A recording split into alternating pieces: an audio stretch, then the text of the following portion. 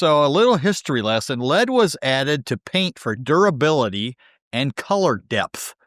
Common practice until it was banned in 1978 for residential use. So it's not just on the walls. It can be found in doors. It can be found on windows, trim, railings, porches, and even exterior siding. The problem really isn't the paint itself. It's the dust and the chips.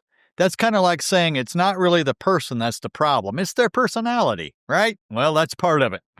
The dust and the chips when it deteriorates or gets disturbed. So you don't always see lead. It's not a color thing.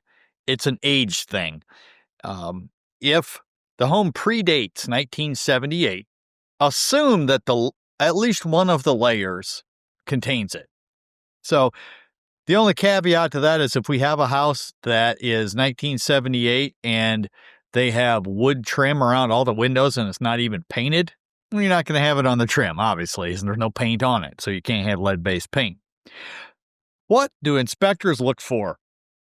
Well, we look for peeling, chipping, or chalking paint.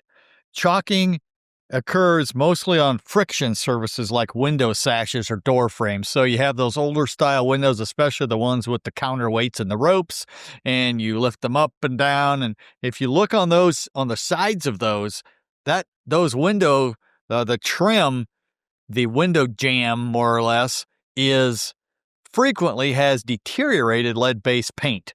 And that's where the constant movement, it's going to create dust. It's going to chip off things.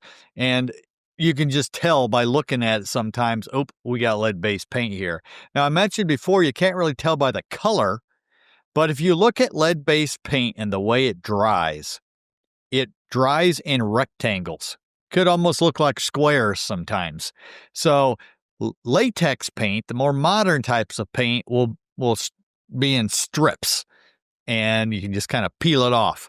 Whereas lead-based, it's harder, it's thicker, and it cracks. You can just see a very distinct cracking as it dries out, look like rectangles or squares. So that's what we're going to look for on windows or door frames. You can see it on sometimes old soffits, fascia, under the porch. Just a lot of exterior areas that use it. Again, like asbestos, it was a good product. It helped things last. It just created health problems. And that is what got noticed over time.